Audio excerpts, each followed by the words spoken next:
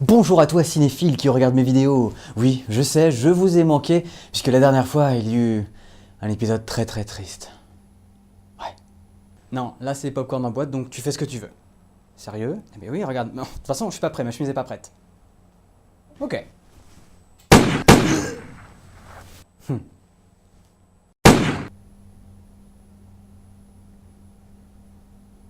Mais qu'est-ce qu'on s'en balance? Allez, c'est parti, on pleure pas. Wouh!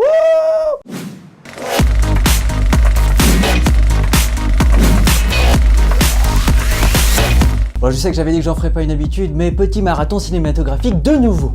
Oh oui, c'est parti! Le premier film se prénomme Délivre-nous du mal et c'est un film de possession avec des démons. Et nous allons la jouer franc jeu pour ce film. Concernant la bande-annonce du film et toutes les affiches de cinéma qu'on a pu voir un peu partout, je me disais forcément qu'on allait bien flipper nos traces et que j'allais devoir ramener un deuxième pantalon parce que j'allais forcément en mettre partout lorsque j'allais visionner le film. Et là, gros fail! Non, sérieusement, gros fail, hein. Au niveau déception, je crois que tu peux pas faire pire. En fait, il y a deux choses qui font qu'on est déçu dans le film. Le premier, c'est le héros. C'est un peu con hein, pour un héros puisqu'il est censé mener tout le film.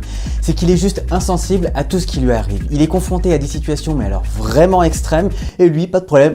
Tranquille, pam, il y a des démons autour de moi, je m'en fous, ça passe. Le deuxième gros problème, c'est que toutes les situations ultra flippantes sont désamorcées par des petites blagues. Et du coup, ça nous fait mais alors complètement sortir du côté paranormal, et on est perdu. Franchement, comment ils ont fait le casting? Comment ils se sont débrouillés pour écrire? Je me dis, mais c'est n'importe quoi. Comment ça s'est passé? Sérieusement, les gars. Ok, vas-y, installe-toi sur le plateau, je t'en prie. Alors, voilà, je te donne quelques situations de films d'horreur, d'épouvante, et puis toi, tu me fais ton petit truc de comédien, ok? Prêt? Ok, je suis prêt. Bien, alors tu avances, voilà, doucement, tu flippes, hein, parce que tu ne sais pas ce que tu vas découvrir. Voilà, attention, monte. Et là, et paf, tu marches sur des os humains.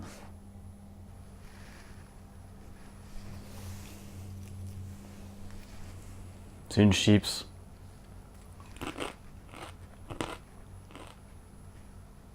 Elle est un petit peu molle. Ok, alors c'est que vous étiez dans un appartement, un super glauque, comme dans le film Seven, et tu le fouilles. Prêt? Prêt. Ok, alors tu fouilles, tu ouvres la porte, et là, horreur, un chat éventré accroché sur le mur, et un cadavre de chien dans la douche. Non mais en fait, ça c'est juste la photo de mon ex-copine, et puis ça, bah, c'est une peluche dans un coin sombre. C'est tout.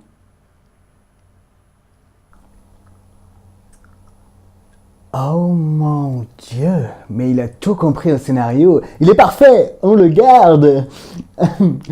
Ok, ramenez-moi maintenant le prêtre. Oui, celui qui est musclé comme un buffle, s'il vous plaît, oui.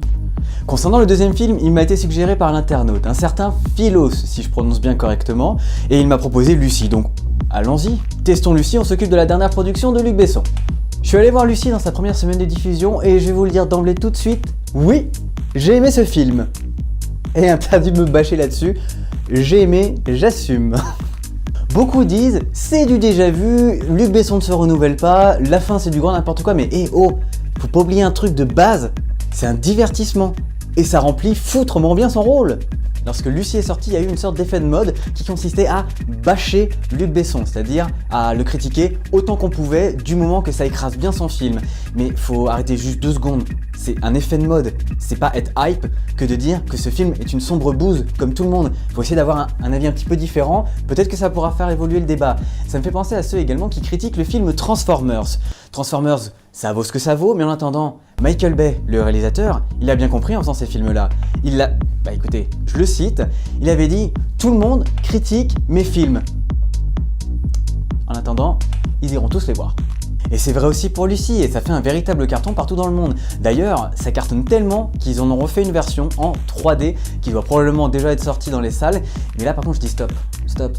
Ok d'accord, vous faites du bif là-dessus, il n'y a pas de problème, c'est le business, c'est comme ça. Mais l'intérêt d'un film 2D en 3D est très limité. Exemple, j'étais allé voir Jurassic Park l'année dernière et la seule séquence qui était intéressante en 3D, c'est quand le T-Rex foutait la tête dans la voiture des enfants pour essayer de les choper. Là, oui, il y avait un semblant vague relief hypothétiquement intéressant. Mais en attendant, ça sert strictement à rien et les 3 quarts du temps, c'est bien dégueulasse. Donc, oui, vous faites de l'argent, d'accord, ok, profitez de la vague, d'accord. Mais non. 2D, ça va très bien, c'est génial comme ça, c'est pas la peine d'en faire plus. Au final, je vous recommande d'aller voir vraiment Lucy, mais attention, uniquement en 2D, ne tombez pas dans le piège de la 3D, parce que d'un point de vue narratif, la 3D n'apportera pas grand chose si ce n'est quelques effets visuels. Je ne l'ai pas vu, oui, je sais, mais les conversions, comme je vous ai déjà dit, ça sert pas à grand chose. On passe maintenant au 3e film qui s'appelle Avant d'aller dormir. C'est un thriller que je qualifierais de demi-teinte. Je m'explique. Ça parle d'une femme qui, suite à un accident, se retrouve à avoir la mémoire en partie effacée, c'est-à-dire qu'elle a oublié une partie de sa vie, et le cerveau, en plus de ça, lui fait une sorte de blague, c'est-à-dire que toute sa mémoire qui date d'il y a 24 heures est effacée à chaque fois qu'elle va se coucher. Et le lendemain, c'est comme si elle avait tout oublié. À partir de là, on se dit qu'il y a moyen de faire un film très sympathique. Bah ouais, avoir un blackout quand tu te réveilles et pas savoir où tu es, c'est quand même hyper flippant. Quoi, comment ça arrive tous les week-ends? Bon, concernant le film, oui, il arrive à nous perdre. Oui, les comédiens sont bons, mais il y a un petit truc qui fait en fait qu'on ne rentre pas vraiment dans l'histoire et qu'on se sent pas oppressé, qu'on se sent pas mal à l'aise comme ça devrait l'être pour le cas d'un thriller. En conclusion, je dirais que ça se laisse regarder, mais qu'il y a un autre thriller qui est sorti récemment et qui est vachement mieux que celui-ci. Donc celui-là, et on passe au prochain film. Si vous devez aller voir un thriller cette semaine, je vous suggère vraiment d'aller voir Gone Girl, et c'est réalisé par David Fincher. Ce réalisateur, rappelez-vous, c'est celui qui a fait Seven, Fight Club, The Social Network, mais aussi L'étrange histoire de Benjamin Button. Bref, ce réalisateur est un monstre du cinéma. Au niveau des comédiens, nous retrouvons Ben Affleck, qui d'ailleurs, pour la petite histoire, a été casté par le biais de Google Images. Je m'explique. David Fincher cherchait un comédien pour son film, il a tapé Ben Affleck dans Google Images, et il a trouvé que son sourire allait particulièrement bien à ce qu'il recherchait. Du coup, c'est comme ça qu'il a obtenu le rôle. La partenaire de jeu de Ben Affleck est ici Rosamund Pike, une comédienne qu'on a déjà vue dans pas mal de films. Autre comédien que j'ai trouvé plutôt plaisant de revoir à l'image, bien qu'il campe encore le costume, il s'agit de Neil Patrick Harris, que l'on connaît sous le nom de Barney Stinson dans How I Met Your Mother. Une nouvelle comédienne qui fait désormais ses premiers pas dans le monde du cinéma, il s'agit de Emily Ratajkowski, que l'on connaît pour Blurline, la musique.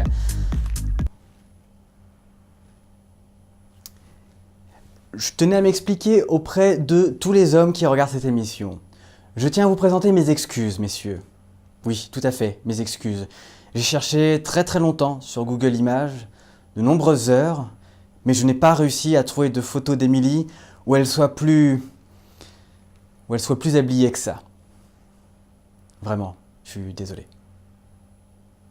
Pour le film, en plus d'avoir un casting de folie et un réalisateur qui maîtrise vraiment son art et qui nous envoie du lourd, il vous met la pression.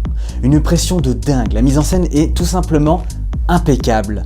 Au niveau de la composition musicale, nous ne sommes pas en reste puisque c'est Trent Reznor qui s'en occupe. C'est celui qui avait déjà fait la BO de The Social Network. Et si vous connaissez un petit peu son univers, c'est de la musique mais alors vraiment bien foutue, qui colle parfaitement à toute l'ambiance que David Fincher nous impose pendant tout le film. C'est génial. De par la nature du film qui est un thriller, je peux pas trop vous en raconter sans vous en spoiler, mais j'aurais juste envie de vous dire, bougez-vous au cinéma, c'est 2h30 de bonheur, ou de très oppressant bonheur pour le cas présent, mais qu'est-ce que c'est bon d'avoir un film comme ça, sérieusement. Mais qu'est-ce qui se passe? Il y a un écran noir. Florian, qu'est-ce qui se passe? Il y a un écran noir là.